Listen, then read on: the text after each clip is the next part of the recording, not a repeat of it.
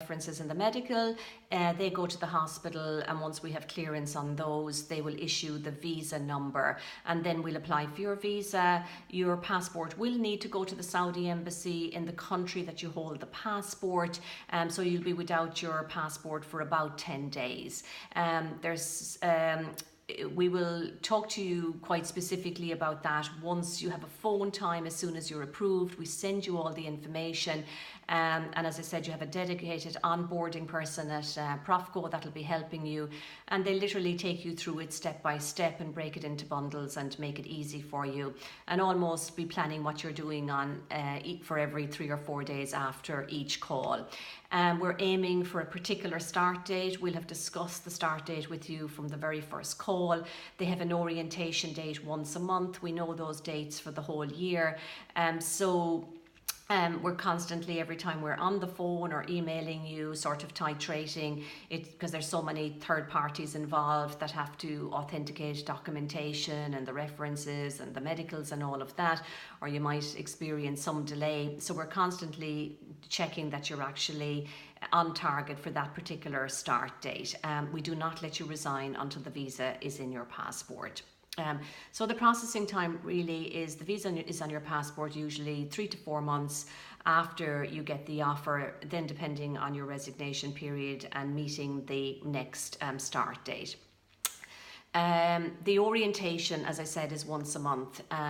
So before I speak about the orientation, your flight ticket is provided. You don't have to pay for that. You will have to pay for your medical, the stamping of documents for your visa, but the visa is free, criminal record checks, and your licensing. So we'll go through the cost of those, and because we're dealing with nurses from all over the world, the costs vary quite a lot from country to country, and obviously I'm talking to people with multiple currencies here as well, but you can probably say that it's about $1,500 if you want to convert that.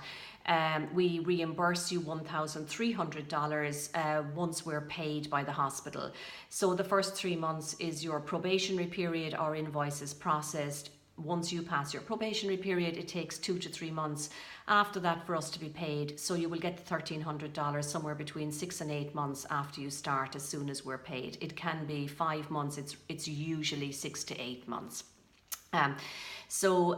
The only big cost really is the medical. The rest is fairly straightforward. So you need to be planning the medical cost, which is about, in the UK, about 600. In Finland, it's about €1,000.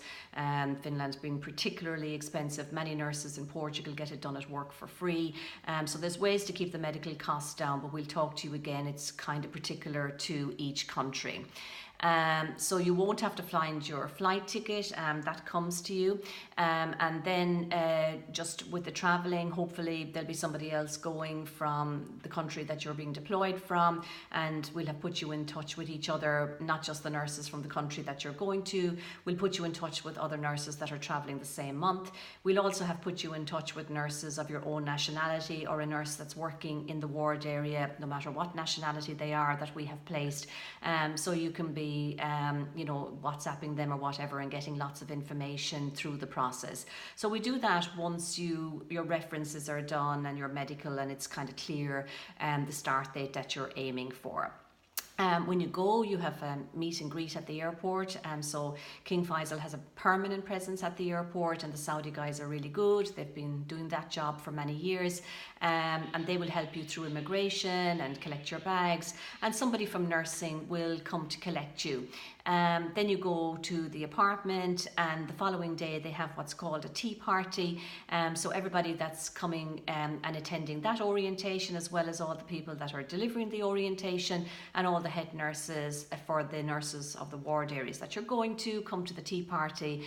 And it's a lovely thing on the Sunday afternoon, just to get an idea what's going to be happening for the following 2 weeks.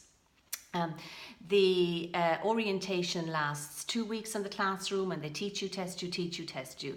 So it doesn't matter whether you're a theatre nurse, a home healthcare nurse, an ICU nurse, an oncology nurse.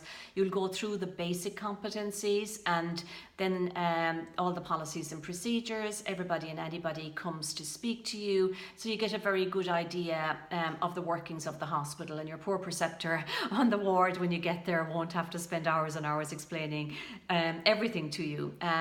When you're in for the 2 weeks, if you're a critical care nurse, you have then your critical care competencies. You will get a study pack before you go, just to help you a little bit to get through the orientation. But basically they teach you, test you, teach you, test you. The biggest reason that people would fail, and it's very rare, would be the drug calculations. So you're either good at the math or you're not. If you have a problem with the calculation of the drugs, you really should practice those quite a lot before you go. But other than that, if you've been approved for the post, there shouldn't be any reason that you wouldn't whiz through all your competencies. Then you go to the ward area, and you have a mentor or preceptor, as I said, and there's a clinical resource nurse also on the wards, and the head nurse, and everybody is involved in orientating you, but particularly one person, your preceptor. If you don't get on with your preceptor, you just highlight it or flag it, and that will be changed.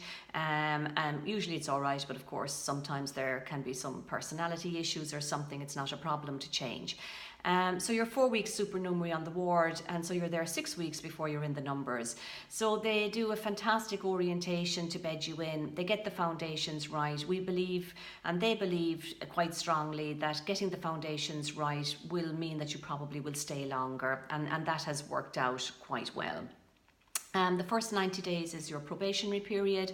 So at the end of the 90 days, then everything is clear. We don't, at Profco, we have nobody failing the probationary period. The screening we do is very thorough, and there's never any surprises. So we're taking away the risk for you, the hospital, and for us as well.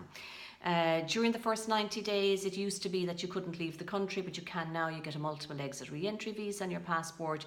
You can come and go as you please. So you can toddle off down to Dubai, or over to Bahrain, or over to Egypt, or up to Jordan, or up to Istanbul, where everybody goes for their long weekends without taking their holidays. And you can start taking your holidays after the first 90 days. So as I said, you get 54 days holidays if you're in the inpatient area, so it's a lot of holidays for the wards to be coordinating everybody off. So you can imagine it's a little bit tricky always to get what you want. Nurses going on the first leave get preference. So maybe you want to get out on day 91, but you can always just toddle out for a long weekend. But if you have a particular event that you need to attend, you may need to save that first holiday, so you get the first preference and actually get out.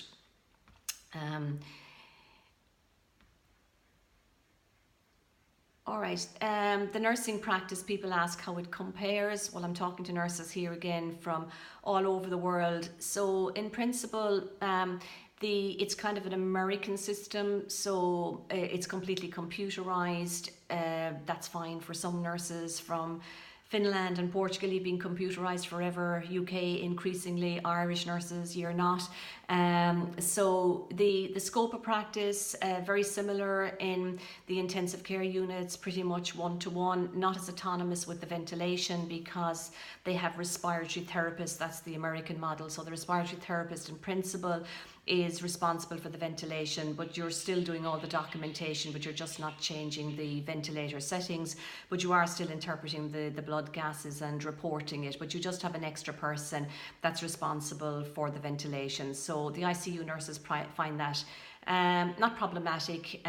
It's just something different. You don't forget it. You're still documenting everything with the ventilator settings. Other than that, I think the nurse-patient ratio is less than certainly for Irish nurses and UK nurses. In the ward areas, it's only 1:4 or 5. You're used to that in Australia, but Irish and English nurses and Finnish nurses, we know you're looking after a ward full of patients, and a lot higher ratios. So they would be some of the differences. For the UK nurses, we get asked a lot about revalidation for the NMC. It's possible to get that done in Saudi. There's plenty of nurses that hold an NMC license, because every British nurse has to hold their NMC nurse license as active, and they facilitate the revalidation. There's lots of ongoing courses and continuing education there. Mostly short courses. If you want to do a master's or something, there's lots. You've access to all the online libraries around the world for free, which is pretty good. Masters, they're not really going to pay for. It's mostly the Saudi nurses, but lots and lots and lots of short courses. When I see CVs from nurses that are looking to go back to Faisal, it's just amazing the amount of continuing education that would be on their CV that they actually got at King Faisal. All right, so next to talk about the social life, you've probably seen or heard, that the social life is really good. Most of you, when applying to go to Saudi Arabia, you know somebody that's been there. You usually have a really good feeling about it. You know that nurses have been going to Saudi Arabia and to King Faisal for the last 30 years, and you'll have heard through the grapevine that the social life is really good, ironically better than the freer Middle East countries of the Arab Emirates and Qatar. Somehow there's just that much better bonding and much better social life in Riyadh. Firstly, at the hospitals, there's, if you're fit and into fitness, or if you're not and want to be fit, there's gyms just all over the place. There's tennis courts, swimming pools, any number of them, and you can use all the facilities. For the guys, things are remotely in Granada compound. There's even a wave pool there. It's wonderful. And the guys in the hotel accommodation, you can use the facilities at the hospital as well. Shopping, well, you can shop till you drop. It's a little bit Dubai. The Saudis, their pastime is shopping. The malls are just fantastic. There's a lot of, they bring their kids there to play and off doing the shopping. They're air conditioned, so they do a lot of their walking in the shopping centres instead of the streets. There's everything from H&M and Debenhams right through to your Haute Couture and everything in between. The shopping malls have the food courts with the cheap and cheerful, every cuisine you want, again right through to high class restaurants. The restaurants, you can find any cuisine, as I said, around Riyadh, not just in the shopping centres. Some fabulous places. Again, you're cheap and cheerful, just kiosk type places right through to really good restaurants with every cuisine you can imagine. What are the popular sporting events for the Irish girls? The GAA is extremely popular, and the guys, but the girls particularly seem to do very well in the tournaments around the Middle East. There's a Irish compound outside Riyadh where they milk cows and produce all the milk for Saudi Arabia, and that's a very active place for the GAA, but you can Google that or look at it on Facebook and find out a little bit more. If you want to dive, diving is huge. You're thinking you're in Riyadh, they're not on the beach, but there's Olympic-sized pools in many of the compounds in Riyadh, and you do your PADI or your diving courses there. You join the diving club. You know you've got every second weekend off for the whole year, and you're toddling down to Jeddah on the Red Sea for the diving, which is one of the best diving areas in the world. Jeddah is lovely. Used to stay on the hotels. They have private beaches. The whole weekend you pay for the flight, the diving trip, all the gear, the hotel, everything, and it's really reasonable. So you have a social life associated with the diving and the people in it and everything around that. Many of the Scandinavians, many of the Finns and Swedes particularly ask if you can go horse riding. There is horse riding available in 2 or 3 compounds around Riyadh. Horse racing, you can dress up and go off to the races for the day, or the camel races as well as the horse races.